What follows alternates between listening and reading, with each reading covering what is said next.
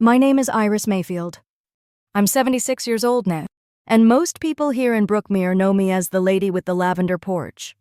It's a small house, nothing fancy, but every spring, the flowers bloom like they've forgiven the frost.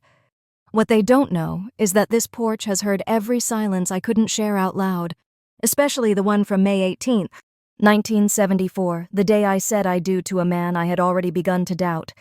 That morning, the sun came through my bedroom window like any other. My wedding dress, ivory, hand-sewn by my mother, hung by the door. My hands trembled as I zipped it up, not because I was nervous about marriage, but because I already knew something had shifted in him, something I wasn't ready to face. People think betrayal always announces itself. It doesn't. Sometimes it whispers behind closed doors, lingers in glances that don't quite meet yours, or hides in the silence after a question is answered too quickly. I remember brushing my hair in the mirror, forcing myself to smile. It's just cold feet, I told my reflection. But my heart, it knew better. And yet, I walked down that aisle. I smiled. I said the words. I lived a life I knew, deep down, was not the one meant for me. 14 years. That's how long I stayed. Some stories don't begin with courage. Some begin with fear, and the hope that maybe love can change what we know in our bones is already broken. I remember the sheets were white that night, crisp, untouched, like a canvas waiting for something beautiful, but all I could hear was the sound of my own breath, and it sounded like mourning. They say the first night after a wedding is when love should feel most alive. But I lay beside a man who had already killed something inside me. I didn't cry. I didn't move. I just stared at the ceiling, wondering how something so bright had gone dim so quickly. Edward turned to me, said goodnight like nothing had happened. His voice soft, calm, deceiving, as if the nightmare of that afternoon was just a trick of the light. I told myself that maybe I misunderstood, that maybe Helen overreacted, that maybe it was all just nerves. But deep down, I knew from the way my body recoiled when he touched my hand.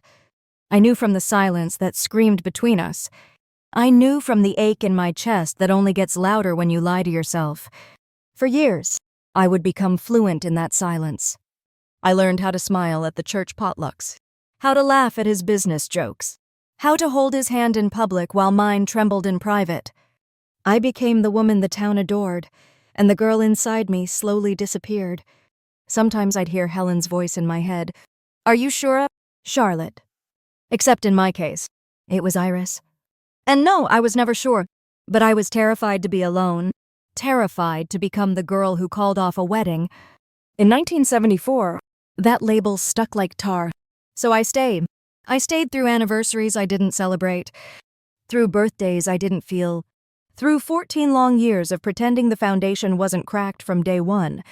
But you see, this isn't a story about regret. This is a story about awakening.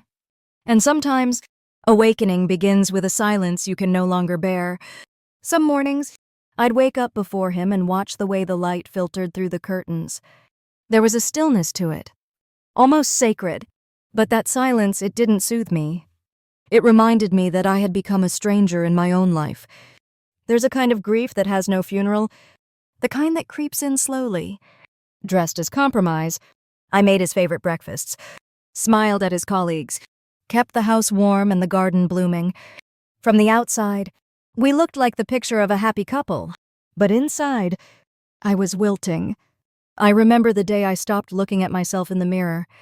Not because I aged, but because I couldn't recognize the woman staring back. Her eyes looked like mine, but there was a hollowness in them, a quiet resignation, and I began to wonder, was this what love was supposed to feel like?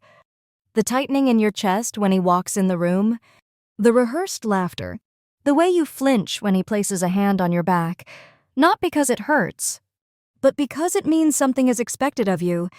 We never talked about Helen again. He never apologized, and I never asked for one. It's strange how silence becomes a language of its own. We built an entire life out of polite conversations, shared routines, and unspoken rules.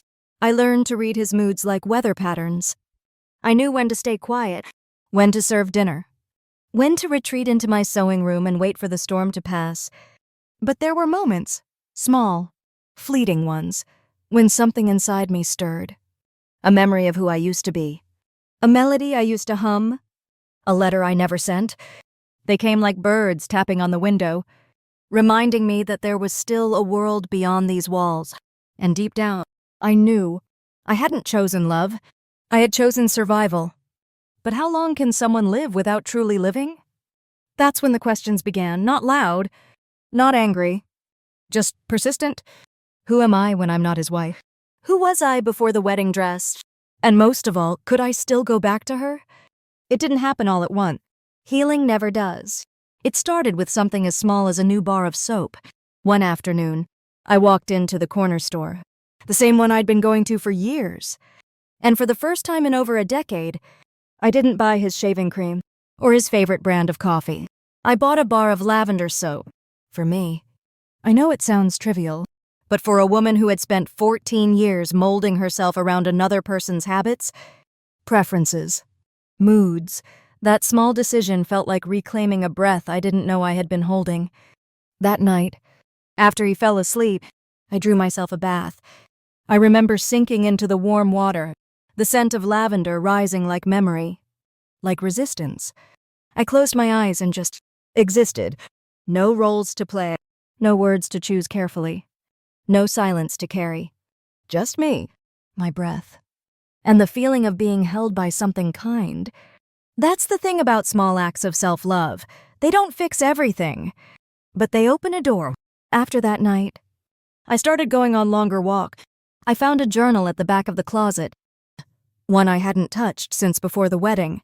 I began writing again, nothing dramatic, just notes, thoughts, half-formed hopes. I started humming while doing the dishes, songs I hadn't sung since girlhood. One morning, I caught myself smiling. Not for anyone else. Not because it was expected. Just because, of course. He noticed the changes. He'd ask where I'd been. Why dinner was late. Why I was suddenly buying books I hadn't before. There was tension. Yes, but I didn't flinch as much anymore. And for the first time, I began to wonder, what if I didn't have to live like this? What if the life I thought I had to endure wasn't the only one available to me? What if, somewhere out there, the girl I used to be was still waiting for me to come home? There's a kind of silence that settles between two people, not the peaceful kind, but the one that tiptoes around pain, afraid to wake it. I had grown used to walking on eggshells. I knew the sound of his keys in the lock, the weight of his sigh when dinner wasn't ready, the clink of his glass on the table when the conversation didn't please him. Over time, I had stopped noticing how much of myself I had tucked away just to make the days easier. But one morning, quiet, unassuming. Like most others, I caught my own reflection in the hallway mirror. I didn't recognize her. Her eyes were tired, her shoulders small from years of shrinking herself, and the way she looked back at me, it wasn't sadness. It was absence. That moment broke something gently inside me. Not in anger, not even grief. Just a quiet realization. I hadn't looked into a mirror and really seen myself in years. I had been disappearing one compromise at a time. So, I started doing something strange. I began talking to her. Each morning, before brushing my hair, I'd stand in front of the mirror and whisper, "You're still here." At first, it felt foolish, embarrassing. But slowly, those words started to mean something. They reminded me that I hadn't been lost, just quieted. One day, I added another sentence, "And you're allowed to come back." That was the hardest part. Giving myself permission to feel, to remember, to want something different. Not out of rebellion, not out of vengeance, but out of the simple, powerful truth that I deserved more than surviving. I deserved to live. And so, that woman in the mirror, once blurred by years of silence, began to come into focus. Not all at once, not dramatically, but enough for me to start wondering what it would feel like to be whole again. Sometimes, the smallest choices are the ones that shift the ground beneath us. It was a Tuesday, not the kind of day that usually carries meaning. No birthdays, no anniversaries, just a Tuesday. But I remember the way the morning light slanted across the kitchen tiles, how it lit up the steam from my coffee like it was something holy. I had brewed a second cup. That might not sound like much, but it was the first time in years I made one just for myself. Not for him, not to fill a silence or stall a conversation, just because I wanted the warmth in my hands, the quiet to be mine. I sat by the window, wrapped in a shawl my mother once crocheted. Outside, the dogwood tree was blooming late, pink petals scattered across the yard like soft confetti, and for a moment, I let myself breathe as if nothing in my life was broken. That's when I heard it. Laughter. Not from the street, not from a neighbor. From me, it slipped out before I could catch it, startled and quiet, like a memory escaping its box. I hadn't heard myself laugh in so long that I looked around, unsure of where the sound had come from. Iris. I thought, you're still in there. That laugh didn't fix anything. It didn't rewrite the past or change the man asleep upstairs. But it reminded me that joy hadn't left me. It had just been waiting. Waiting for a window to open. Waiting for a little space. So I gave myself that space. One small moment at a time. A walk to the bookstore alone. A phone call to an old friend. A journal I hid in the back of my drawer, where I wrote things I didn't dare say aloud. They weren't acts of rebellion. They were acts of remembering. Remembering that I was allowed to exist outside of someone else's shadow, that I could take up space, that maybe, just maybe, choosing myself didn't mean abandoning anyone. It meant coming back to the girl I used to be, the woman I'd nearly forgotten, and it all started with one extra cup of coffee. Sometimes, the bravest thing you'll ever do is walk through your own front door for the last time. It was a Saturday morning, the kind that should have smelled like pancakes and maple syrup, but instead, the air was heavy, like the house itself knew something was about to change. I stood by the door with the key in my hand, not to lock it behind me, to leave it behind.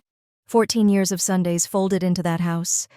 14 years of smiles that didn't quite reach the eyes, of silences that lasted longer than the arguments, of pretending for the sake of harmony, and forgetting myself to keep the peace. But that day, I wasn't afraid. I had spent months quietly preparing a separate savings account, boxes hidden in the attic with the names of seasons written on them, so he wouldn't ask what I was packing. Spring decorations, I had said, when he glanced at one. There was no screaming, no final confrontation. That was never our way. We had always existed in the in-between space, too polite to be toxic, too broken to be whole. Instead, I wrote him a letter. It wasn't a declaration. It wasn't even angry. Just the truth. I told him I remembered the girl in the mirror on our wedding day, how she looked scared, but smiled anyway. I told him that for years I tried to make the life we built feel like a choice, not a compromise, that I forgave him. But I no longer wanted to disappear to keep things easy. I'm choosing to live, I wrote, not just breathe. I left the letter on the kitchen counter, right next to the half-drunk cup of coffee he always forgot to finish. When I stepped outside, the sun broke through the clouds, not all at once. Just a small sliver of light that warmed my shoulder as I closed the door behind me. It didn't feel like an ending. It felt like a beginning I had waited too long to write. Healing doesn't come with a parade. Sometimes, it's just a quiet moment when you finally hear your own voice again. The first night in my new apartment, I didn't sleep much. Not because I was afraid, but because the silence finally felt like mine. It was a small place, tucked above an old bookstore in the town of Maple Hollow. One bedroom, a tiny kitchen, a view of a maple tree that turned golden in the fall and held its last leaf longer than I ever thought a tree could. I remember standing in the middle of that room with a cup of tea, still too hot to drink, and thinking, this is the first space I've ever lived in that wasn't shaped around someone else's needs. No matching towels, no his and hers anything. Just me, and the echo of my own thoughts, slowly softening. I didn't know how to begin again, so I started with the smallest things. I learned how I liked my eggs, not how he liked them. I rearranged the furniture just because I could. I read poetry out loud to the walls, and every Sunday, I wrote a letter to the girl I used to be, the one who stood in that white dress, heartbroken and mouth closed. In one of those letters, I wrote, "You didn't fail. You were just too kind. And one day, kindness turned into silence. But it's okay. You can speak now. I'm here. I'm listening." I never mailed them. I didn't need to. I just needed to say it and know it was heard by me. That was the beginning of a different kind of love story. Not with a man, not even with a place, but with the woman I had been too afraid to meet.